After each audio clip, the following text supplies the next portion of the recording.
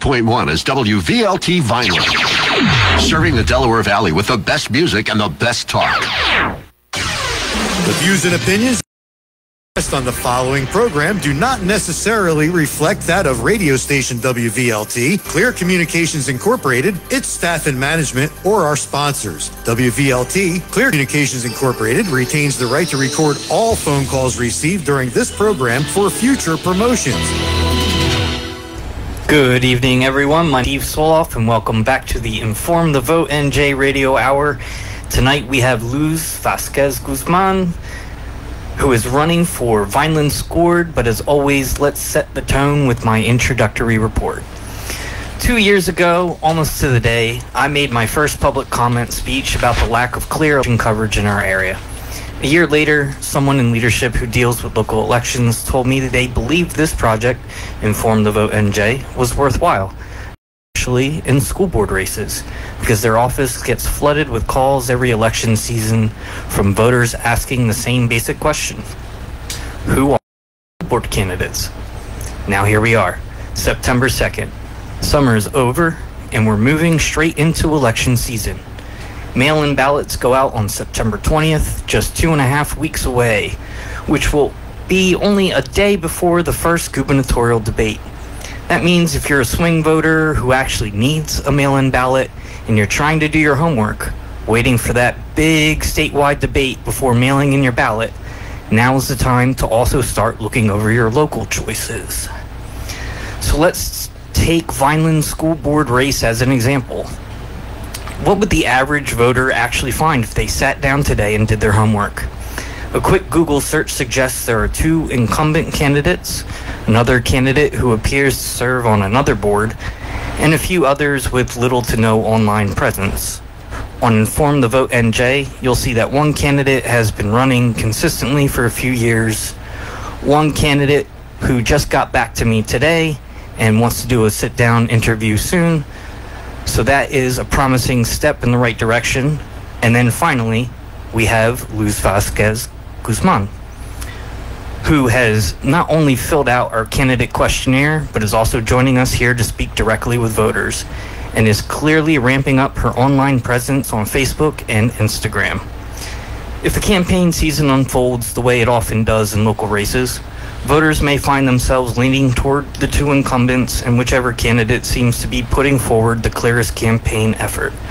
That's not a prediction or an endorsement, it's simply asking the question, what else would the average voter really have to go on? If only some candidates make their priorities visible, name recognition and the appearance of activity end up being the only signals left to guide decisions. At first glance, some might be tempted to shrug and say, it's just a school board race. How much could there be to actually talk about? Well, let me suggest some insight as someone who has 2 years of being somewhat immersed in the local political scene, attending general political meetings, sitting through several school board sessions, interviewing a current board member directly, and comparing notes with others who have been tracking these elections. From that vantage point, it's clear there are serious issues at play. Just to highlight a few, Policy 5756, a controversial state policy that raised questions about how schools should handle students who identify differently and how much parents are informed. How should Vineland balance student privacy, parental rights, and state mandates? Attendance. Chronic absenteeism remains a major issue. What are the most realistic solutions for getting kids in school consistently? Cell phones. Other districts have banned or restricted them during the school day with positive results. Should Vineland take that step? Graduation readiness. Vineland's graduation readiness sits as low as 35%, with many students graduating only through retakes or alternate pathways. How do we raise those stats while keeping diplomas meaningful? Discipline and behavior. Nationwide, schools struggle with safety and student behavior.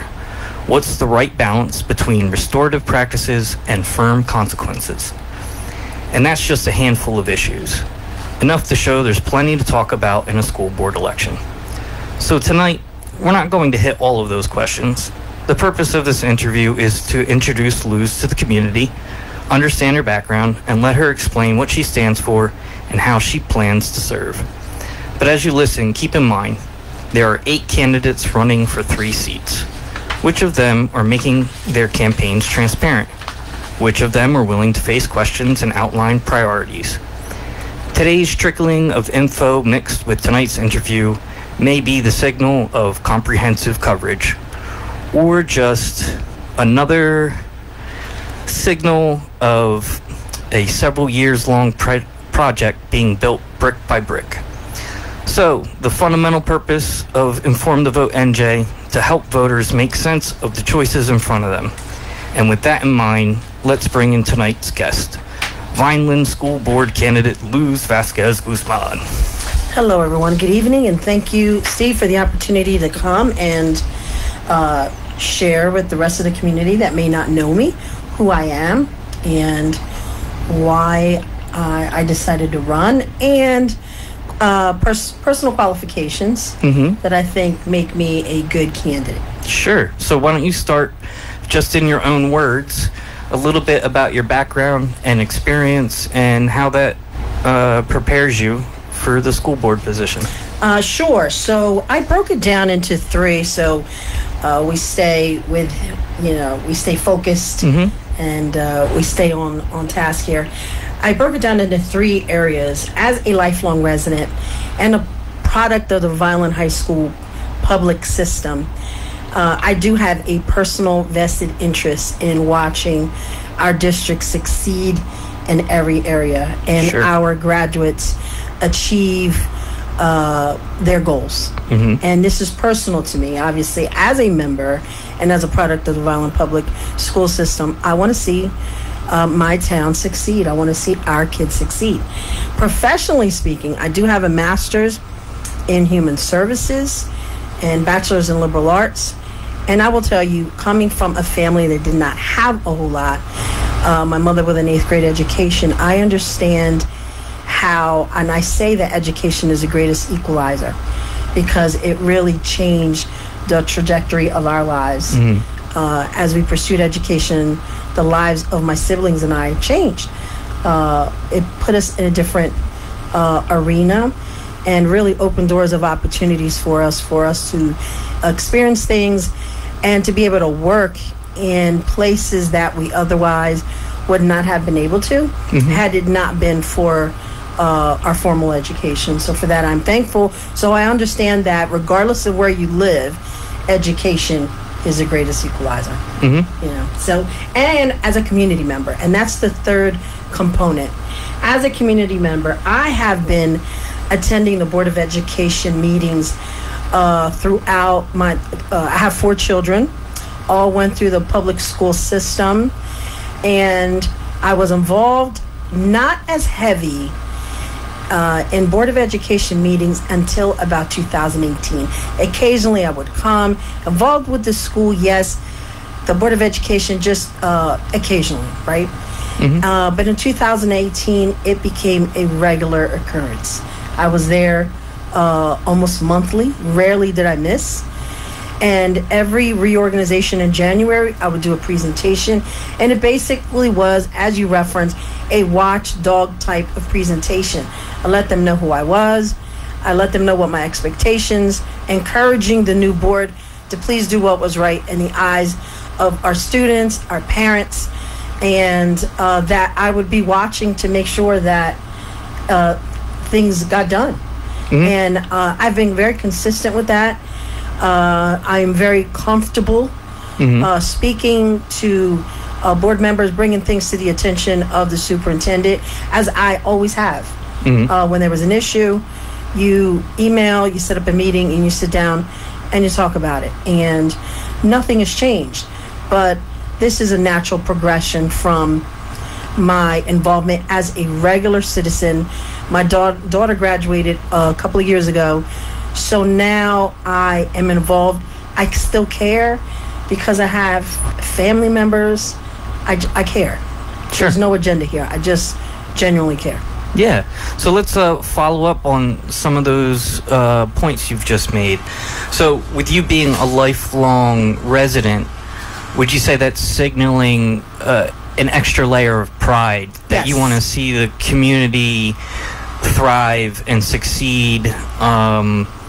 And would you say that's a necessary element right now? Do you think we need more champions? We do. Yeah. We do. I think that we live in a world where people are overly critical and not so much encouraging. Sure. And I want to be a champion. I want to be the encourager. I want to be the ones rooting for our administration and our staff on the sidelines, as well as our students. And, me and my kids say we bleed red and gray, That's our motto for Vineland High School.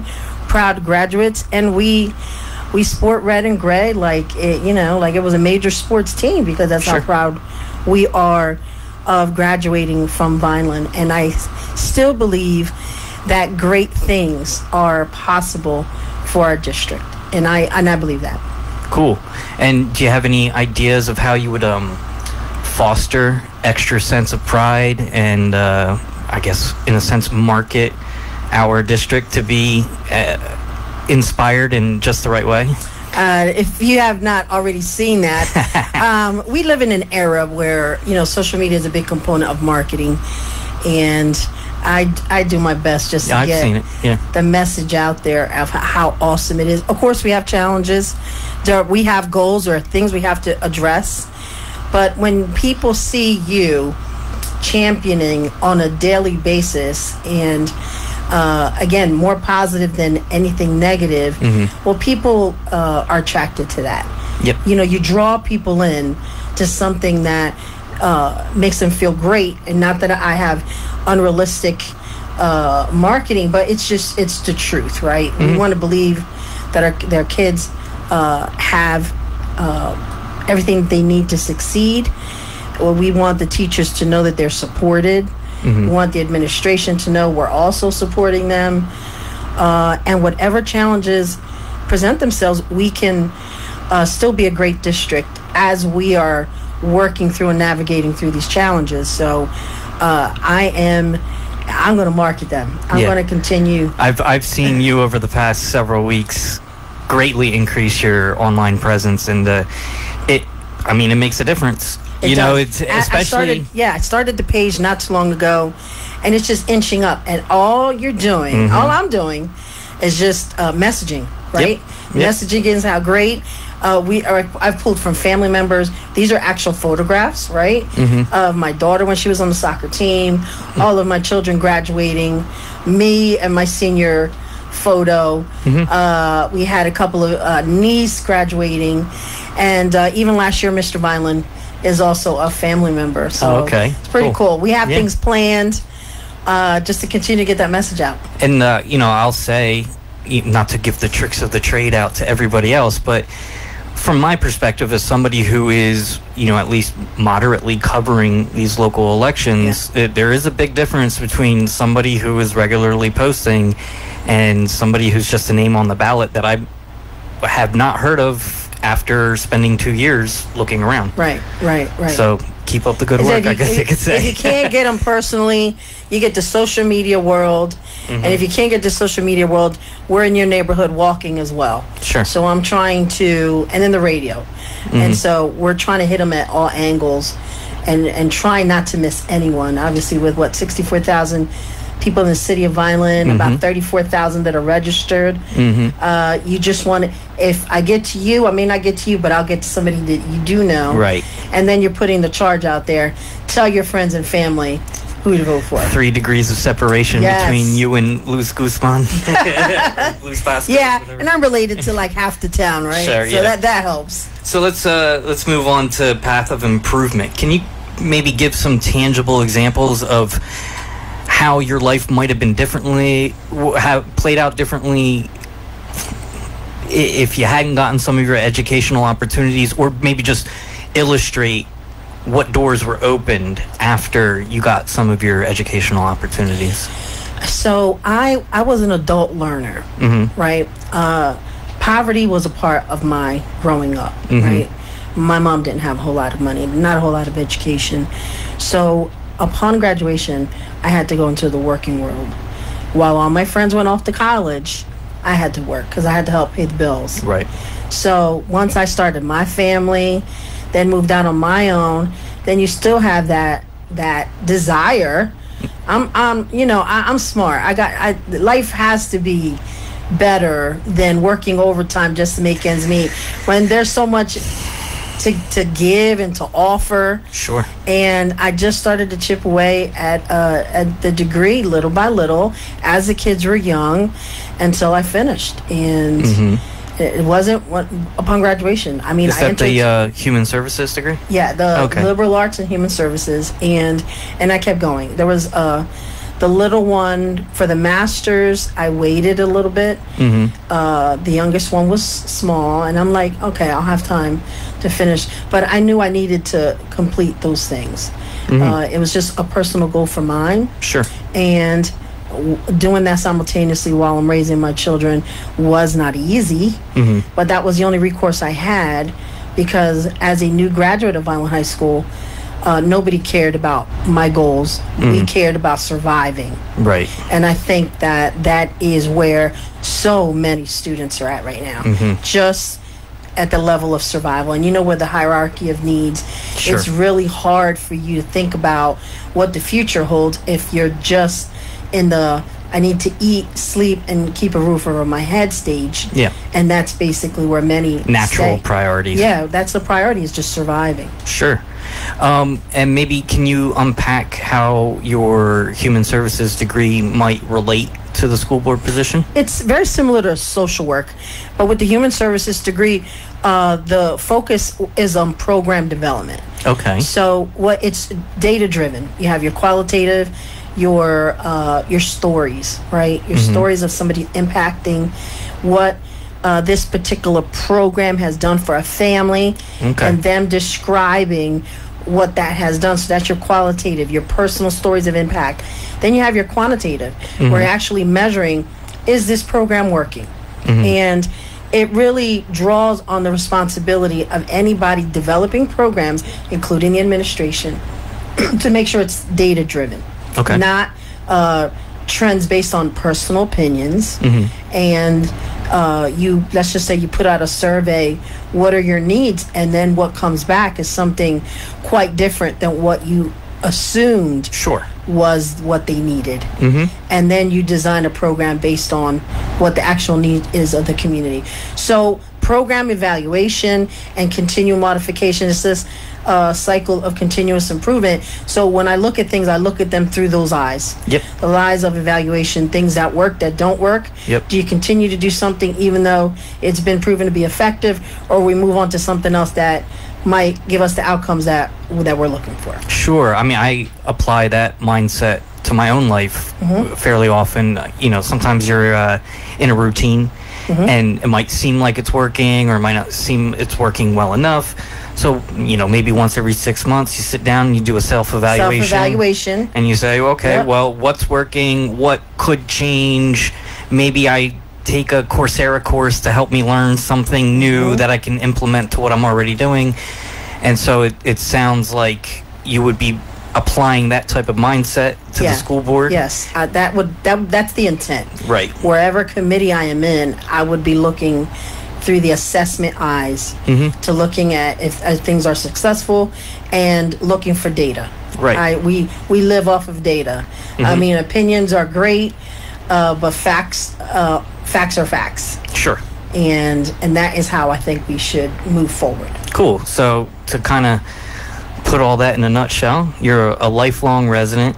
It seems like you've got a fighter story, not just for yourself, but you intend to apply that dynamic to the school board position, not just because you want more pride in the community and more success in the community, but you have that human services degree to apply very focused, data-driven, reevaluative cycle processes and put that in the school board, which, I wouldn't have known a week ago. And then too, with human services, the goal is to improve the quality of life of the individual, of the family, of the community, where we call refer to ourselves as change agents, right? You're there to effectuate change in a positive way, and that may vary depending on what your focus is. All right, some of my colleagues that finished human services went into the drug rehabilitation area. Many of them did. Some went into the educational field. Some became licensed professional counselors. I stayed in social services. That just is where I landed because I have a passion for it. So it's broad enough, yet but it can still be specific enough when applied appropriately. Yeah, sure.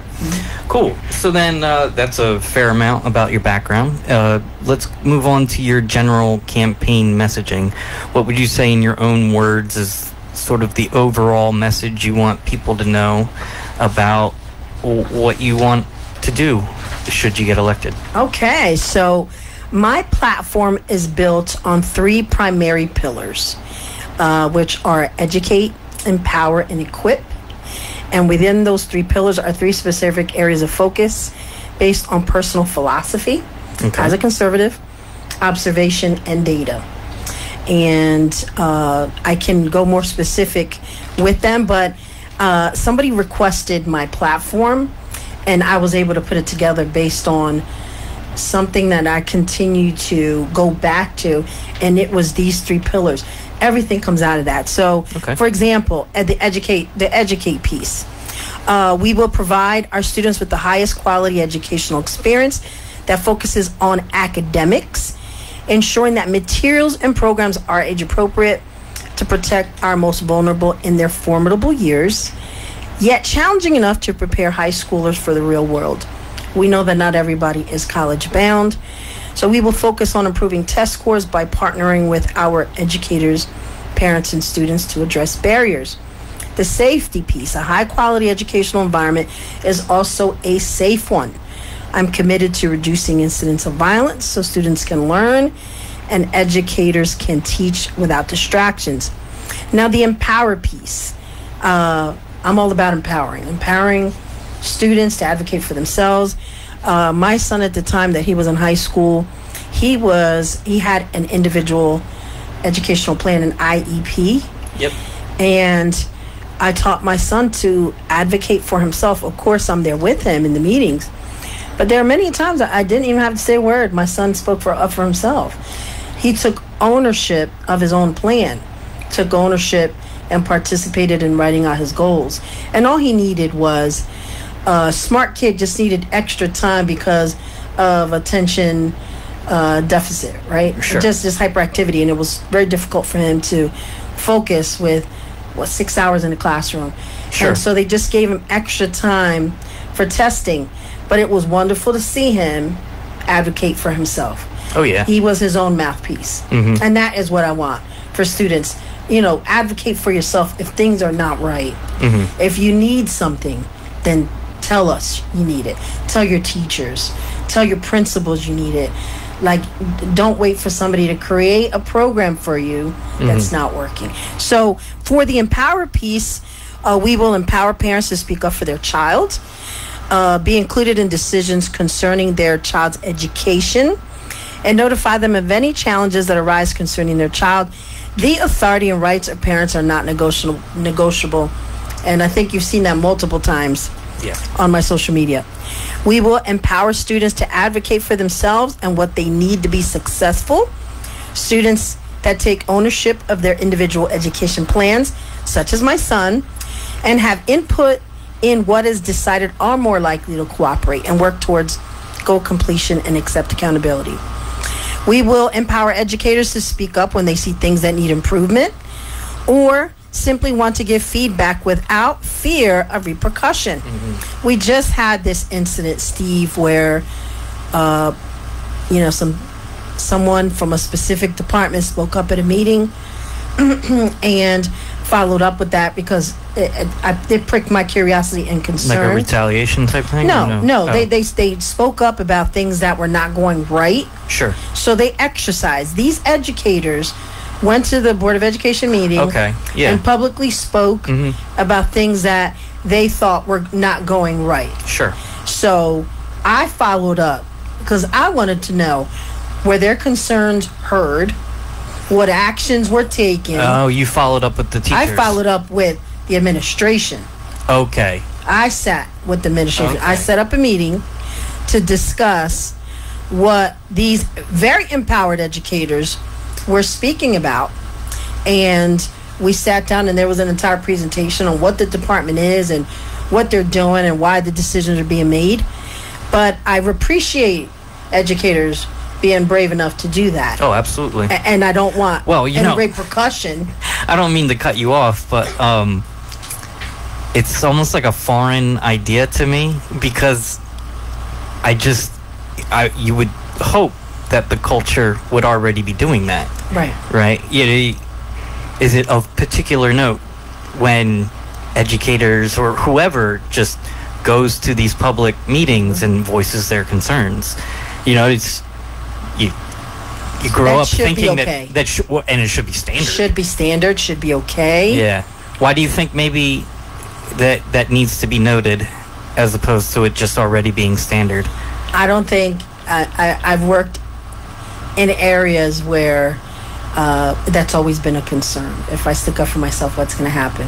Yeah, I don't know. I don't. It's not just for education. In almost every arena that I've worked, sure, there's been that level of trepidation where should I say something? Maybe not. Will this cost me a promotion? So it's a culture issue. Yeah, I'll just interject this story real quick. I brought it up maybe about a month ago in a similar conversation where I used to work for Royal Caribbean, and I just inadvertently just wrote an opinion on a piece of paper that they demanded I write an opinion. Like, I didn't go out of my way to make a public comment somewhere. Yeah, it's a survey. Right. A manager asked me to fill something out. They didn't like the opinion, and I was fired in a week. And it's like, so I understand the fear. It's, sometimes I forget because I tend to live in independent contractor lifestyle, so I don't have to deal with it so much. But I definitely empathize with the fear. Yeah. And so there's a balance. And I think there's a proper way to handle those situations. The first thing I would ask, I would say, before you go on a public microphone, did you at least give the school or the department the opportunity to correct those issues, right? Yeah. And I think that's always the first line, right? Did you handle it internally first? Yeah. That really, everybody has a right to do that. But I'm going to err on the side that's not necessarily the first line of decision. I just wouldn't do that right away. Yeah, you just want to give somebody the opportunity to fix things before. Yeah. You go on a microphone and then people's reputations and just bring attention to the issue, and that is where things start to get dicey and people get uncomfortable. But you still want to empower educators to speak up for what they feel should be done. So I'm always asking, did you follow up? Is it okay? Are the teachers okay? Right. That's what I want to know. Yeah. So that falls in line, really, just creating improving conditions for workers, for teachers, so that there is a culture of empowerment and not any other things that occur that are not so pleasant. Right. You don't want people having to second guess every time they want to speak their mind. Yeah, you don't want so empowering where teachers have input in how things are done. If you're going to do a major change in a specific area of instruction, I always ask, hey, was there any conversation like with frontline staff? Did they have any input? Just asking them one time would solve that. Did anybody ask you? Right. Sometimes they'll say nobody ever asked us before they made these changes. And I think it's disheartening. It does discourage a lot of our educators when so many major changes and yet nobody asked them what they thought about it. So I think I cut you off a little bit. Were you in the middle of explaining something else, or? No. So that's the empower educators. Sure. And then we will empower the public to be involved in financial matters through open meetings and transparency in our process to ensure taxpayers' sound financial accountability. So one of the things that I noticed was whenever there's a budget, you have the PowerPoint presentation, and the numbers are just so small. How do you, can you unpack that a little bit? So they're presenting the budget. Sure. And you're going they're going page by page on the PowerPoint presentation, and there's nothing to refer to it. Oh. Right? So you mean like where's the actual data? Maybe others are spoiled where while you're seeing it on the screen, it's very difficult to read from far away. Sure. If you're sitting, you have something in your hand that you can see, okay, this amount, was allocated towards this particular area, and then you can ask questions, but you're kind of sitting there in the meetings like, it doesn't really make sense. It doesn't help me. Right. You're getting like a surface level lecture. Very surface level. It doesn't help me. And I'd like to, if there's only 2 people, 3 people, typically there's not a whole lot of people there for these meetings. And that's where the two-way street kind of thing comes into play. Yeah, make it easier for us to understand. Like, instead of me having to go out of my way to dig for it, and that's the transparency piece as well. Right? I shouldn't have to dig for anything. Right? That's the way I feel if I'm paying taxes, make it easier for me to come. I'm already here at the meeting. Right. And make it easy for me, so when you're opening up this, but I can easily see, okay, this line item is for this is for that, this is administrative costs, this is salaries and benefits and whatever else entails. But don't act like, I don't want to ever feel like I'm a burden because I'm asking like clarification questions. Clarification to see, because eyesight, I'm in my 50s. And so looking at a screen it's straining. Sure. Sometimes I can't always see what is being said. So. Right. So that's obviously an advocation point for more transparency and making it easier. I've heard multiple comments about that over the past couple of years. Like the first time I went to a meeting and I looked at an agenda and it was 300 pages, which would be too much in the other direction. Yeah, that's the extreme side. So the agendas are very simplified. I appreciate that. But when it comes to something that I'm going to say is so much public awareness, because it's something that directly impacts our pocket. Yeah. Right? With taxpayers. Sure. Focus on that presentation and be transparent enough that make it easier for us to understand what you're doing. So basically the overall presentation of some of these issues would be very helpful for the average person to meaningfully participate. Yeah, and even when we were dealing with data with the graduation readiness, there was a great presentation, but I wanted that data. I needed that. And so I had to ask for it. So let's actually just pivot into that. So this is a question that came up from another person that I know who's been following along with the school boards a little bit. And so can we unpack that 35% graduation readiness, what it means, how we might be able to improve it? How do we ensure that as we're raising the stats, we're not maybe diluting the process so that when you get a diploma, it actually still means what it used to mean? Yeah. So when you look at the graduation readiness rate, right, where you are below the state rate, we're at 86.3, which is well below the 91.3, between 91 and 94.9 of the state. And the state goal is 95 to 100. So we are below, I'm going to say give or take, between 5 and 8.6% below the average rate. The goal should be, everyone should be graduation ready. Ideally, right? I don't think it's unrealistic. I think it is achievable to get rates almost near 100%.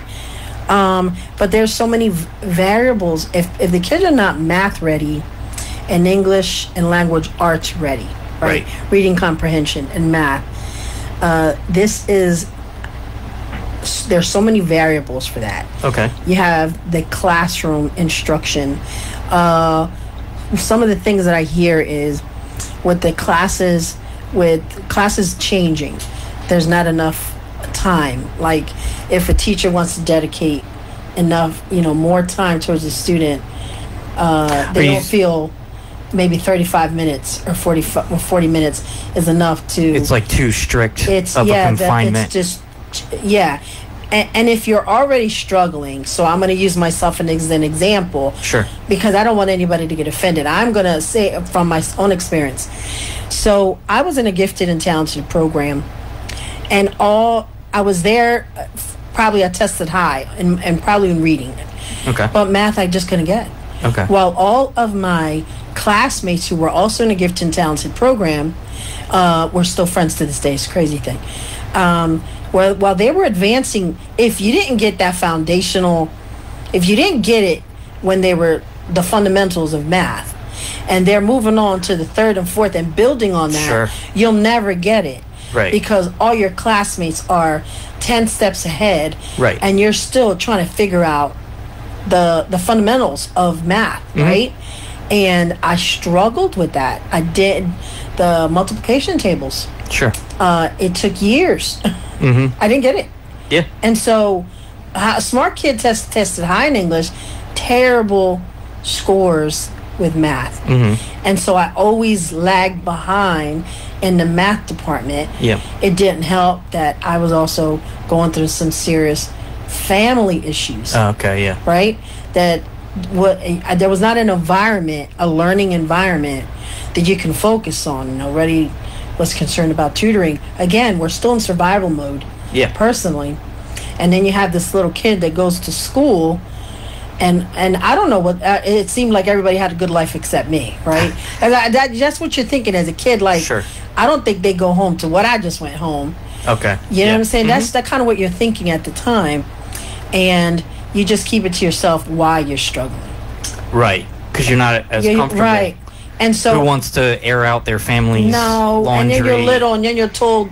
And then the kids might bully you. Yeah, because that was a little tough thing. I don't think bullying was an issue, but it was an esteem. But just as a general, it was a self-esteem issue. Sure. Right? Because I was around very smart kids, and I just could not get the math part. So if we're looking at the classroom, and if the system is set up to, the system continues to move forward, even if the student doesn't. Yep. And so we end up with all of these kids that continue to bomb these academic tests. I can give you an example from when I was teaching English as a second language. These kids, some of them were smart, but the curriculum would just keep going, and I would write these feedback forms to the parents like, you need to pull these kids back, especially because it's an extracurricular that doesn't affect anything. Yeah. So I would be very direct with them. I was like, your kid's not like incapable. They're just 3 levels higher than where they need to be. So they're learning a foreign language. Let them read at a second grade level until they get it, and then move Masters, them on. build. Right. But progression. The progression. If you master one thing, then it's easier to build on that. If you never master that, and the speed of what is supposed to be taught continues to go. The weight of the pressure. I'm like, and then that's everything right there. Because I can only tell you, for me, you're going to get discouraged. I'm like, very discouraged, and you learn to hate something that typically you could have mastered earlier had somebody just had the time. So extra time. You would like to see a little bit more individualized attention when people need it. Yes. Like, I don't know in detail what is offered. There are trends, and that's what I hope to dive deeper in. Should I be successful in my campaign, to dive deeper into what exactly we offer, because there are times you have trends in education that feel that's not necessary anymore. We're moving on to this, and then the next big trend is this. In the meantime, these kids are failing. Right. And I don't know how successful trends are. Sometimes they don't always fit in your particular area. I say create your own. Yeah, create what you need for the space that's in front of you. That is in front of you. like a unique plan for our district versus this state standard way of doing things. Yeah. I think it really opens the door for innovation, planning, and really student-centered type of education, because all these kids, they learn differently. Yeah. But I feel because I was that kid in math. Sure. Yeah. I mean, I have a similar story where I was interested in drums when I was in 5th grade, and maybe you'll relate to this, but it was more like, not so much that I was struggling with it, but that the lessons were boring. And so I just wouldn't stick to it. And I would get a little bit frustrated with not understanding some parts. And then later in life, I just found a better drum teacher, and everything clicked. You know, I was like, oh, now I can play. Everything. And I'm wondering if maybe you had just had a slightly different teacher or a little bit more attention, you would have picked up those math skills a lot quicker. Okay, so I can't tell you how far back this went. We didn't have different teachers. We had one. She may have had an aide with all of the students, so she was the general teacher. She taught all the subjects. Yeah. With all the students. Yep. So it's not like it is now. Like now you're going from, you shift with periods, and you go from one class to the next to the next. Back in that time when these foundations were supposed to be built, it was one teacher. Yep. And you stayed with them the entire. Now I loved her. She was wonderful. Remember till this day, her name is Miss Taylor. Yeah. She was wonderful. But if I was already behind, she can't keep the whole class behind. No. Because Luz needed some extra time on the multiplication tables. And I will tell you, this struggle continued into college years. Now, you can't get a degree without passing math. So I had to focus. I had tutors. I had one come to my home. Yeah. And they only asked for a good meal. And I'm like a chef. So, okay, you come, I will cook, and help me with this. Help me with this trigonometry or algebra class that I had in college. And when I tell you hours and hours and hours, C+ is the best. Right. But still, all that effort and a C+. Right. But you got through it. I got through it. Right. So the potential is there. Yes. We just need to find the avenues and the angles to make it happen. Yeah. So you hit on safety. Can you talk a little bit about what's going on, what you see could be done? I think that it's a well-known fact that there are gangs in our schools. Okay. Right? And the definition of a gang is 2 or more. Okay. So sometimes you have to be able to decipher, is this a real gang, or is this just a couple kids from the neighborhood hanging out and doing bad things together? Right. So we have that component where you have the fights between the different groups, and then you have what's happening nationally with the school violence. Right. And that is, I think, my greatest concern, is keeping our buildings secure and our students safe inside, as well as administration. What are we doing as a district to secure the building? The students among themselves is one issue that I think can be managed well. Sure. Like, we can reduce that. That you just have to have people that know what they're looking at. If you hear, something is brewing between two groups, intervene in advance. Right. We have to be proactive instead of reactive. Right. With these situations.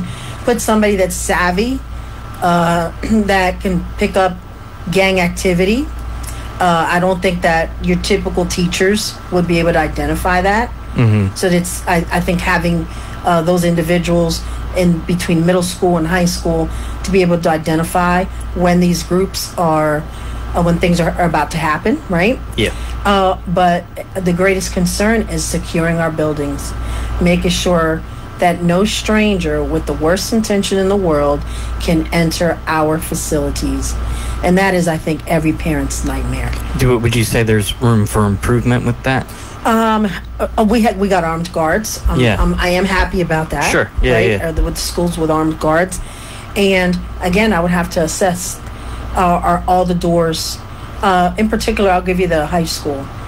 Because kids are in and out, and there's so many doors with the building. You don't know. One kid, not being rude allows an individual that may look like a student right into that building. So I'm curious, without us saying anything, because I really don't know. Sure. At this time to date, I don't know if those back doors, because there's so many multiple doors and kids are in and out, that the front door is like locked down. It's great. You have to go through security, but those little side back doors, like from the parking lot in there's high a lot schools, of them. There's a lot of doors, and because the kids are in and out, you have your athletes. They may not even realize that they may be putting themselves at risk and others at risk. Yep. So I'd have to ask. You're basically saying it's a priority of yours, and you're going to evaluate the situation and be vigilant, so that if there is room for improvement, you'll be on top of it. Yes. Yeah. So it might already be fine, but you're gonna. It might be you're great. Gonna check. The director of security, Len, he's awesome. Yeah. Also, Vineland High School graduates. Just putting a little shout out there. Yeah. But and things may be great, but as a, parent that, 4 kids that went through the system, I just don't want anything to ever happen on our watch. Of course not. That was avoidable. Yeah. Yeah. And then in our correspondence and at the meetings, absenteeism is coming up over and over again. What's your take on current attendance rates and what could possibly be done to help improve the situation? I think there needs to be a stronger parent-to-school connection. Okay. If my kid is absent, I will tell you, I'm just using myself as an example. My mom was working. She was going through depression. And because nobody was watching me, I just didn't go to school for a long time. I missed a lot. And I would just stay home. No reason. And so... Just because you could? Just because I could. Yeah. Nobody was paying any attention. Now, what that caused was I graduated on time, but that meant summer school. So like 2 years in a row, I was in summer school, making up these unnecessary days, and nobody really I mean, it was a little while ago. But it had there been that parent-to-school connection, a stronger one. Yeah. Hey, Mrs. So-and-so, Luz has missed all these days. What's going on? Other than, no, she's watching soap operas. She's watching TV. Yeah. Because she feels like it. You might gain some accountability there. Sure. But I'm like, nobody asked. I just sat there for like 2 months and nobody cared, huh? Nobody cared. Right. So you would be pushing for policies that perhaps make sure somebody is checking up when people and this is are the social absent? service piece. Okay. Social service piece would dispatch somebody to the home. Okay. Right. Is that not currently happening? I don't know. Oh, okay. That I don't know. It's these are the extra, right, that are not academic. But this is where we're empowering parents. It's in the equip piece, right? We will equip parents with appropriate community resources to address the complex needs that often hinder positive educational outcomes. We don't know what's happening in the house. I have found that students don't tell people if your parent has cancer. You got a single parent, right? They're sick in bed, they have cancer, and you just don't know what to do. Right. And so they're falling through the cracks. Right. So I'm imagining you've got like a single parent who's sick and nobody's helping to pick up the slack. And then you just have this kid, like they either have to go to work, or stay with siblings, right? Because they're younger. There's just so many scenarios. Others, I've had students that their parents were in jail and they didn't want to say they were in jail because they were afraid of the system coming in and moving them, and they're in the house by themselves. Right. I mean, these are the tragic events that are happening in our wonderful town every single day, and they fall they fall through the cracks. Sure. And so having somebody that experienced some of that, maybe not to that degree, but a level of poverty that causes me to have a heightened sense of sensitivity towards these particular situations. So it's not a black and white problem, right? Mm-hmm. It's not. It's a leadership. Let's blame administration. No, it's much more nuanced. Yeah, it's much more complex than that. Mm-hmm. And I think that having a bridge, a strong one, not just a checkoff box one. Oh, I called, they didn't answer. Move on. Oh, right, yeah. Right, that happens. You can say you made the phone call. Oh, yeah, passes the paperwork. Yeah, Mrs. So-and-so didn't respond. Move on.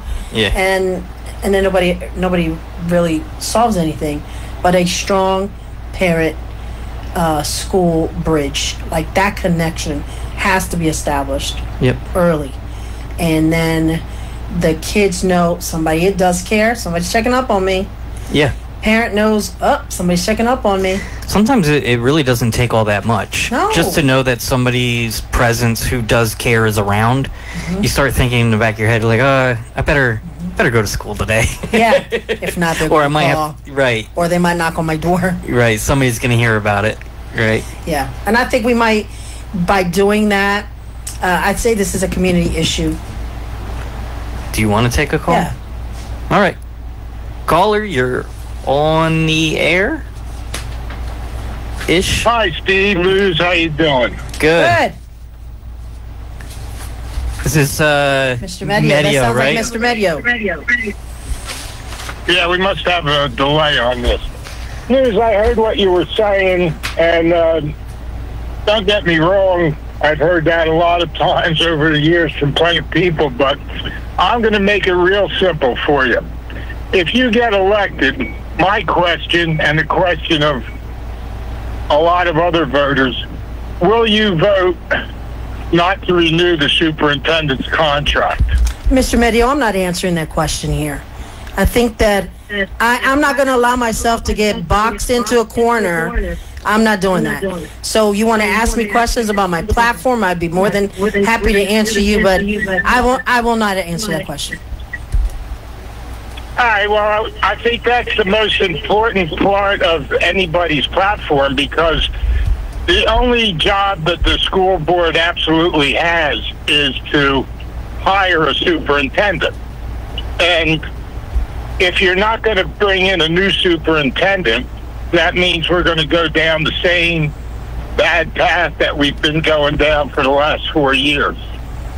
Well, now, Eugene, Mr. That you're not going to answer. Yeah, I'm not going to answer that, but I will tell you an opinion on how bad things are or good. A lot of other people, it's been a great disappointment, and we'll see what happens when election time comes. Good luck to you. Thank you, Eugene. Well, we've only got a couple more minutes left. Do you want to touch on anything we might have missed in the last couple minutes? I think this is probably one of the most thorough discussions on my candidacy that I've had to date. Mm-hmm. And for that, I appreciate it.